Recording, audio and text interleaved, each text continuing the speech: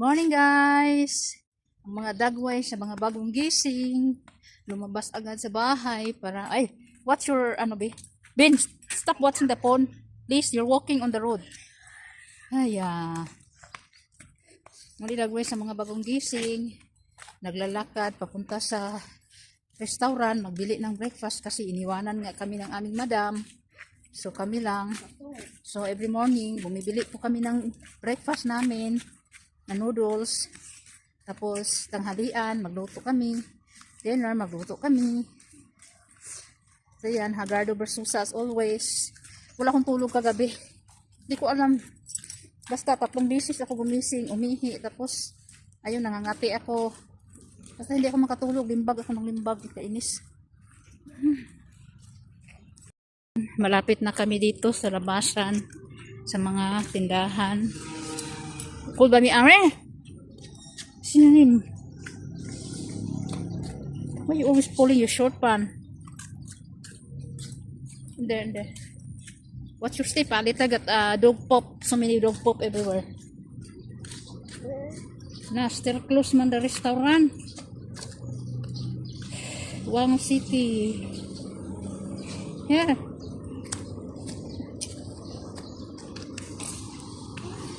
Ayan, sirado po man ang mga tindahan guys.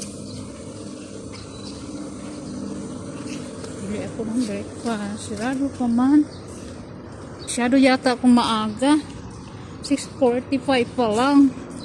Inagahan ko nang lumabas. Ayan, Wang City is 7 to 8 a.m. 7 a.m. to 9 p.m. ang open. Hold my phone please. Be careful ha because have the money in behind there. Dito din sirado din. Isang tindahan pa lang ang open. That isn't even open yet.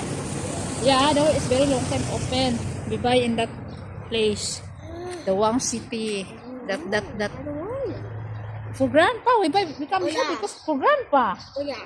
We're not buying for you. Okay. Si Gavin kasi guys, hindi yan kumakain ng forgot. hindi kumakain ng breakfast na noodles.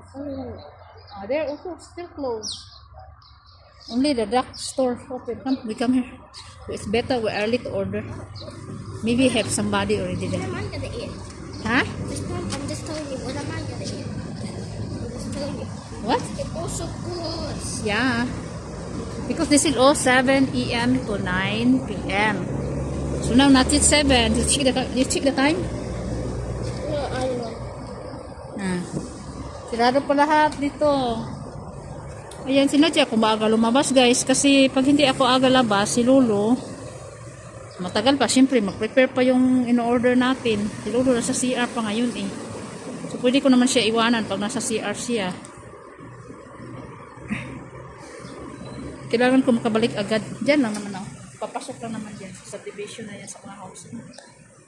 So ganito yung sura dito pag morning. Wala pa masyadong mga naka-parking. Monday morning po dito sa Eramanis, sa Taman Bunga Raja, sa lugar kung saan ako nagtatrabaho. So ito po yung mga tindahan dito. Ganito po yung mga tindahan. Kapag dito po sa taas, mga office po yan. May iba naman staff house. Tapos yung sa baba, mga restaurant, mga mini groceries. Doon din banda. May mga housing din doon. Ayan. So ang tagal dito naka-open. Wala pa yata si Uncle. 7 kasi sila mag-open dito guys. Wala pa talaga. Maaga pa pala. Ay, Diyos ko Lord, ang mga restaurant hindi pa nag-open. Lumabas na ako. Paano yan? Kasi naman, niisahan yung paglabas ko mga maring.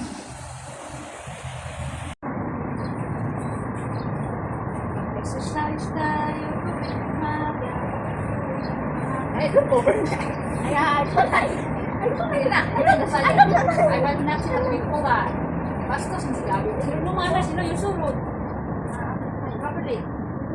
You know what? Men's met on the way. Dito, right there. Exercise. Exercise ba? Don't thinking hit camera there. Just moving. Exercise guys. Mommy, sometimes they come. 1, 2, So that the stomach becomes small. When we are waiting, the restaurant will open. 5, 6, 7, 8. But guys, We're not even recording. Why did you guys? We're not even recording. I'm not recording. Why did you guys then? Nobody wants to eat it today. It's like waiting the restaurant. See that the other restaurant just opened the door.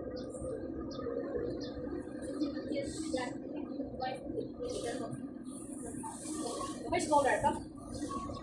Listen, you. I na almost 9 years old boy. Good. When you birthday, ayaw ko. Out na siya. Ready to siya sa akin. Why do you keep saying that if you're not recording? Yes, stop recording. Oh yeah, but I need to stop. Wait, sasabi na, no? Wow. Jumping jack, jumping jack. 1, 2, 3, 4, 5, 6. Come here. Why are you shy? No. Come on. We're waiting at the uncle. Do not stick to the door because it's very dusty. Come on, inside. Very next to the streets. Ay, naulaw siya, guys. Shy boy si Gavin. Come on. Hurry up. Uy. No. Tarang-tanga si Gavin. Ang aga-aga dito eh. Ang tagal. Ang sarap mag-hiking mga maring. Tapos ano ba? Mag-hiking, wala pang araw. Pawis na nga ako kunti oh. Tagal mag-upi ang restaurant na to. Sabi naman. 4 minutes more. 4 minutes more, 7 o'clock na. But, tiyan ko lang talaga ba? Kailangan paliitan yung tiyan ko. Para yung taba sa tiyan, ilipat sa puwet. Para madagdagan yung puwet. Alali ako. Bakit dito pa kasi magpili? Ang tagal mag-invest. Oh, are you there? Are you shy? Exercise till you're very chubby already. Like me. Come on. Come on, let's exercise while we are waiting. Come on. Maybe somebody inside already. They are just preparing meal. Para akong tanga dito, guys. Para lang akong tanga dito. Si Gavin hiyang-hiya na sa akin. Ayan, oh, antok pa yan. Pero, ewan ko sa kanya, bakit ang aga yan gumising, eh. Ayan, oh, parang lasing. Na-open na yung kabilang kaday, pero dito, wala pa. Ito yung hintay ko. Grabe yung piklat ng aking mga acne, guys. O, clear na clear, guys. Wala talaga yung filter, guys. Ha? Hindi ko yan lagyan ng filter. Para makita niyo. Malay natin, mayroong mag-sponsor dyan ng ano, para mapampawala ng piklat ng acne. Kasi nung, hindi ko inintindihan itong acne ko, na lumalabas sa akin, parang allergic, or basta nangangati lang siya bigla, tapos tumubo yung acne. Hindi naman siya nagnanana, guys. Yung blackheads, whiteheads, ganun lang ba? Yung mga ngati lang siya. Sabi ng mga kaibigan ko, allergic daw. Kasi ako talaga ay napaka-katihin or napaka-sensitive talaga ng aking mga balat kahit may harap tayo. Hindi tayo binabayayaan ng ano, pinaabe. Ay, loading ako guys. Hinihingal ako. Wala pa rin yung ano may-ari. Ang tagal naman. Tapos yung ano restaurant doon, oh, kaka-open lang din. Baka doon na lang ako magbili siguro para sa akin. Pero dito kasi ang sabi ni uncle ni madam, dito daw bilhan ng papa niya ng ano, noodles. Iwan ko sa kanya eh. Guys, punta ko, mami arms na. Kaya ba, oh. Punta muna kami doon sa kabilang restaurant, guys. Very noisy. Your phone. We only buy because we need to pass there because grandpa is alone there. Yan, ang aga-aga, may mga ano na dito. Kami dito na lang kami bumibili. Meron man bumibili. Masarap pa siya.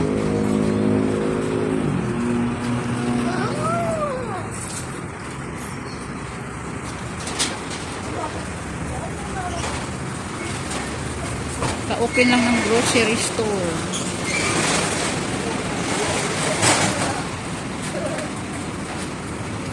Ayan yung mga breakfast mo. Ano lang. Nak, we cannot.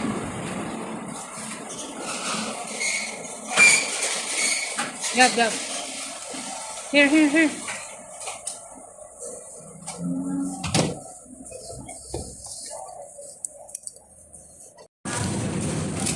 Ano pa nga? Debut ng kwento ka ulit. Trauma.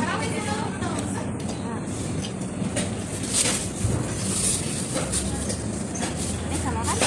Yan pa.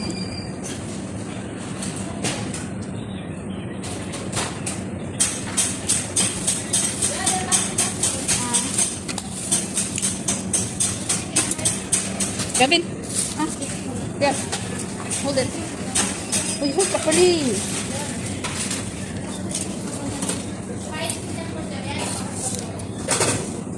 Later you're gonna eat that. I'm just not eating. Just drinking.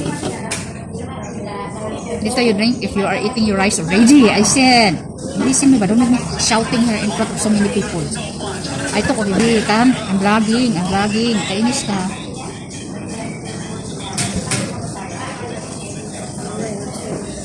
You cannot drink this if you're not eating the rice. You should eat the rice first with this, okay? Understood? Understood, Gavin?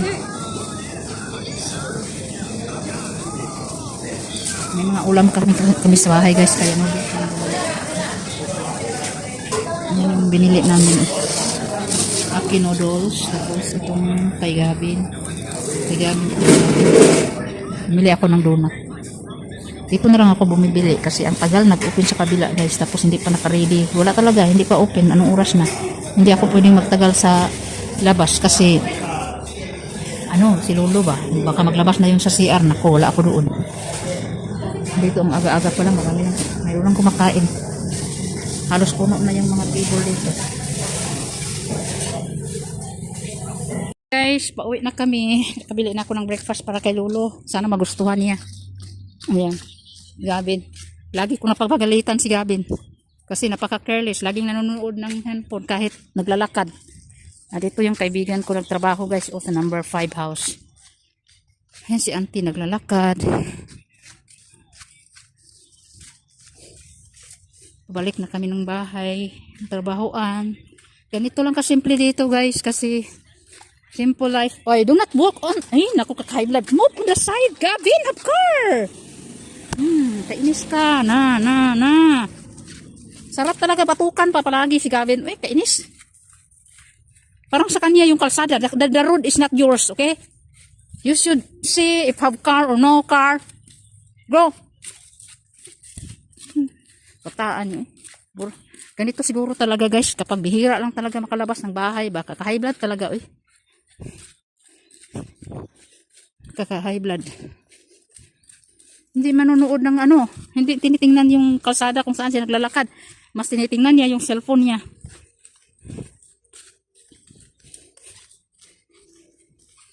Ay, ayan.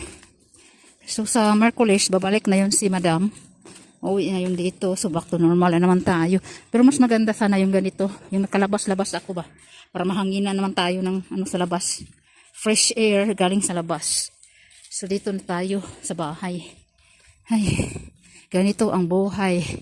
Kailangan nating magtiis, kailangan nating magsakripisyo. Iwanan ang sariling bahay, sariling pamilya. Ay, sabang kumakain ng aking alaga na si Lolo. Ayan. May nagtatrabaho dito. May nagtataod ng screen door sa pintuan kahit wala si Madam dito. So, pinagkatiwala na lang ni Madam sa akin. Kaya, ayan. Bantay-bantay din tayo. Kasi hindi lang matanda yung binabantayan natin, guys. Buong bahay na. Buong pamilya na. Buong pamilya. Katapos ko lang maglinis dito. Si Gabi nandun lang sa aming higaan. Yan.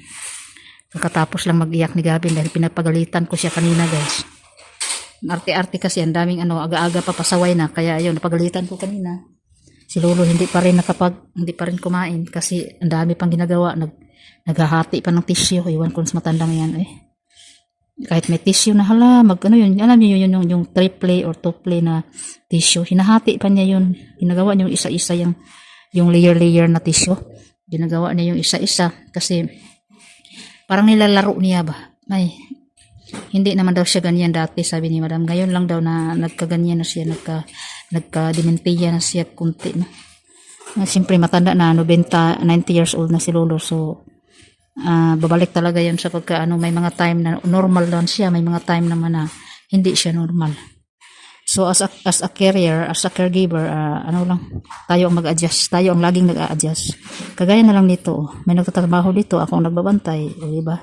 Samantalang ang aking madam nandun sa Australia, nandun sa bakasyon. Oo, di ba? Ganito. Pag sa bahay, pag sa aking tirahan, lahat sinista yan, ng renovation, o kung ano-ano pa dyan, siya yan nakaabang. Pero ayaw kong pero pag dito sa trabaho, no choice tayo. Kailangan nating bantayan.